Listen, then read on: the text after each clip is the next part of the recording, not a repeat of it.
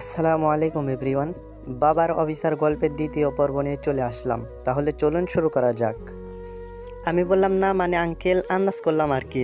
বাবা বলল, তোমার আন্দাজটা তো খুবই ভালো। আমি বললাম, কি যে বলেন না আপনি। তারপর আমরা আস্তে আস্তে নিচের দিকে নেমে আসলাম। নিচে নামতে নামতে আমি আমার রুমের দিকে একবার তাকিয়ে দেখি রুমটা তালা দেওয়া। তাই আমি বাবাকে জিজ্ঞাসা করলাম, আঙ্কেল এই রুমটা তালা দেওয়া কেন? বাবা বলল, এই রুমটা হচ্ছে আমার ছেলের, আর এই রুমটা বৌমা প্রতিদিন গুছিয়ে রাখে, আবার তালা দিয়ে রাখে। তারপর বাবাকে আমি আর কোনো কিছু জিজ্ঞাসা করলাম না। দুইজনে বাইরে গিয়ে হাঁটাহাঁটি করে আবার চলে আসলাম। দুপুরের খাবার খাওয়ার পর আমার ভালো লাগছিল না, তাই ভাবলাম একটু ছাদে যাওয়া যাক। যেই ভাবা সেই কাজ, ছাদে যাওয়ার সময় দেখলাম আমার রুমটা খোলা। তাই কোনো কিছু না ভেবে সোজা রুমে প্রবেশ করলাম। রুমে ঢুকতে আমি অবাক, কারণ এত সুন্দর করে রুমটা গোছানো যে আপনাদের বলে বোঝাতে পারবো না। আমি রুমটা চারপাশে তাকিয়ে দেখলাম আমার ছোটবেলার সব কিছু ঠিকঠাক, আমি যেভাবে রেখে গিয়েছিলাম ঠিক সেভাবেই আছে। তখন সেখানে সেই মেয়েটি চলে আসে আর বলে, এই আপনি এই রুমে কি করছেন? আমি ভেবা চাকা খেয়ে, না মানে। মেয়েটি রেগে গিয়ে বলে, জানেন না এই রুমে আসা নিষেধ, এই রুম থেকে এখনই বের হন। আমি বললাম, আচ্ছা আমি যাচ্ছি, কিন্তু যাওয়ার আগে একটা কথা খুব জানতে ইচ্ছে করছে। মেয়েটি বলল, কি কথা বলুন। আমি বললাম, এই রুমটা কার? যদিও জানি, তারপরে জিজ্ঞাসা করলাম। মেয়েটি বলল, এটা আমার আর আমার স্বামীর রুম। কেন, কোনো সমস্যা? আমি মনে মনে, হাই হাই, সমস্যা মানে? এ তো অনেক বড় সমস্যা। মেয়েটি বলল, কি হলো, এখনো দাঁড়িয়ে আছেন কেন? আমি বললাম, আচ্ছা যাচ্ছি, কিন্তু আপনার নামটা কি জানতে পারি? মেয়েটি বলল, না এবার জানতো, একদম বিরক্ত করবেন না। আমি বললাম, না আপনার নামটা তো অনেক অদ্ভুত। মেয়েটি বলল, ওটা আমার নাম না। আমি বললাম, তাহলে আপনার নাম কি? মেয়েটি বলল, আমার নাম হচ্ছে রিয়া। আমি অবাক হয়ে বললাম, কি? রিয়া বলল, অবাক হলেন মনে হচ্ছে আমার নামটা শুনে। আমি আর কিছু না বলে রুম থেকে বের হয়ে চলে আসলাম। তারপর ভাবতে লাগলাম, এই রিয়ার জন্য আমি 12 বছর আগে গ্রাম ছেড়েছি, আমার পরিবার ছেড়েছি, আর সেই রিয়া, বাবা কেন তাকে আমার বউ হিসেবে মর্যাদা দিয়ে রাখছে? না, এ বাড়িতে আর এক মুহূর্ত থাকা যাবে না। কালই আমি বাড়ি ছেড়ে চলে যাব। যদিও এতদিন পর মা বাবা বোনকে কাছে পেয়েও তাদের কাছে একটু থাকতে পারছি, সেটাই আমার জন্য অনেক। রাতে আর খাওয়া দাওয়া না করে ঘুমিয়ে পড়লাম। সকালে হঠাৎ কে যেন ভাইয়া বলে চিৎকার করলো। আমি চোখ খুলে দেখি মিম। আমি বললাম, আরে আপনি এত সকাল আমার রুমে? মিম চুপ করে আমার দিকে তাকিয়ে আছে। আমি বললাম, কি হলো, কথা বলছেন না কেন? মিম আমাকে জড়িয়ে ধরে বলছে, ভাইয়া। আমি বললাম, আরে কি করছেন, আর কে আপনার ভাইয়া? আমি তো জীবন।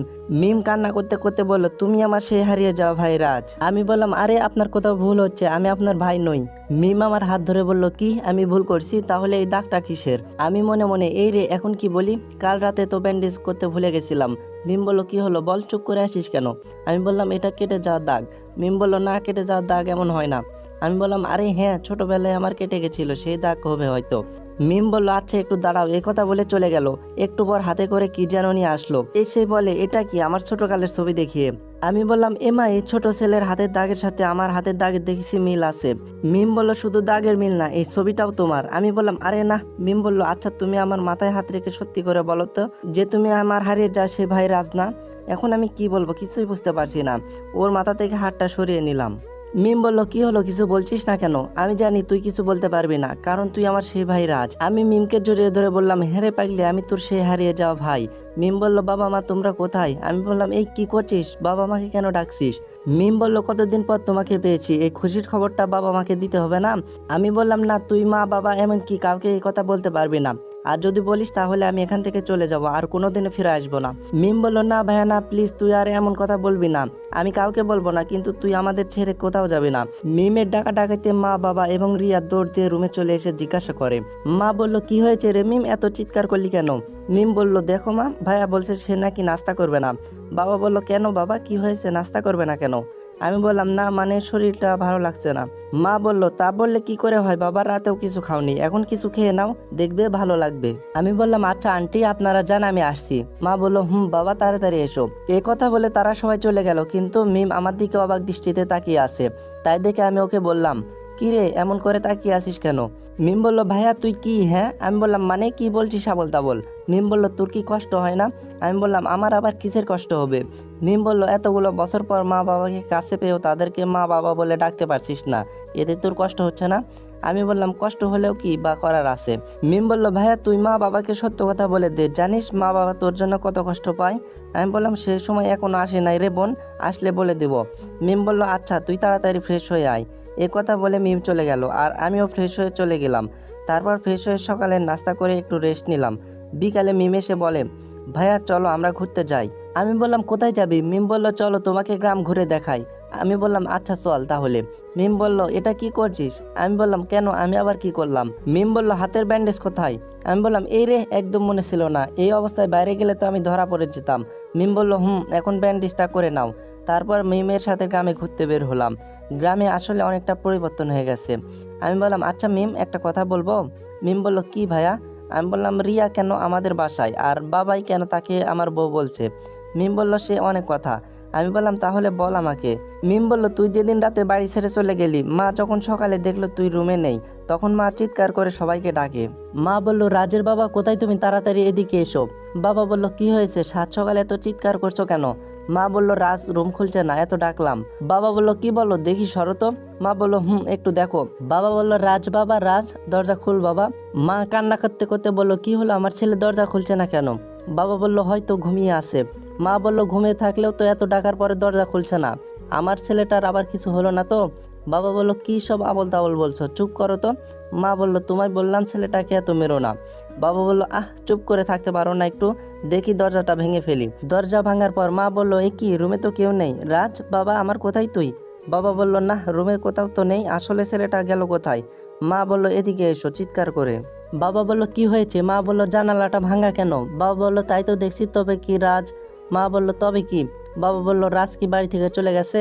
মা বলল না, আমার ছেলে আমাকে ছেড়ে কোথাও যেতে পারে না, কান্না করতে করতে।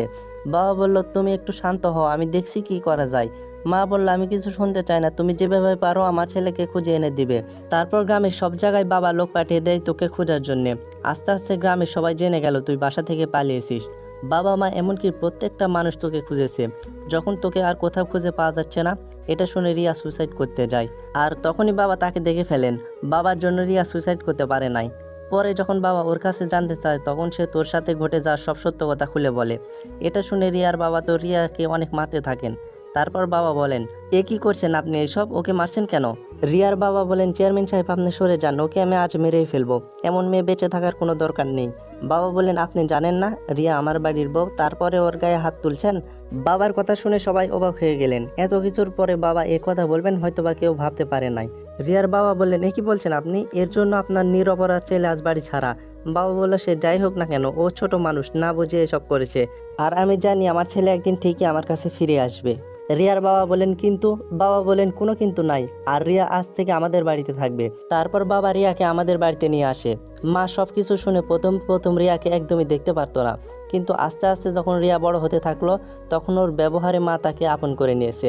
আমি অবাক হয়ে বললাম কি এমন ব্যবহার করছে যে মা ওকে মেনে নিল? মিম বলল শোন তাহলে। আমি বললাম বল। তারপর মিম বলতে লাগলো ও সবসময় মন খারাপ করে তোর রুমে বসে থাকতো, মা ওকে অনেক খারাপ কথা বলতো, কিন্তু ও কোনো কথা বলতো না, শুধু মাথা নিচু করে সব শুনতো। বাবা একদিন খাবার টেবিলে বলেন রিয়া কোথায়, ওকে তো দেখছি না। মা বলল তুমি আবার ওকে ডাকছো কেন? বাবা বলল মেয়েটা রাতে খাবার খাবে না। মা বলল ও পরে খেয়ে নেবে। বাবা বলল পরে খাবে কেন, আর পরে কার সাথে খাবে? মিম্মা তুই একটু গিয়ে রিয়াকে ডেকে নিয়ে আয় তো। মিম বলল আচ্ছা যাচ্ছি। মা বলল আমি বুঝি না তুমি কেন ওই মেয়েটাকে এত প্রশ্রয় দিচ্ছ, যার জন্য নিজের ছেলে আজ ঘর ছাড়া। বাবা বলল দেখো ও ছোট মানুষ, না বুঝে এসব করছে, আরও খুব ভালো মেয়ে। মা বলল ভালো মেয়ে না চাই। বাবা বলল দেখো ভালো মেয়ে না হলে কি ও রাজকে খুঁজে পাওয়া যাচ্ছে না শুনে সুসাইড করতে যেতে পারতো? মা চুপ করে আছে। বাবা বলল শোনো তুমি আর ওর সামনে এসব কিছু নিয়ে কোনো কথাই বলবে না। মিম বলল বাবা রিয়া আপুকে বলছি ও খাবে না। বাবা বলল রিয়া এখন কোথায়? মিম বলল আপু তো ভাইয়ার ঘরে। বাবা বলল যাও ওকে নিয়ে এসো। তারপর মা রিয়াকে ডাকতে গেলেন। মা কিছুটা বিরক্ত নিয়ে রিয়াকে নাম ধরে ডাকলেন। রিয়া চুপ করে আছে।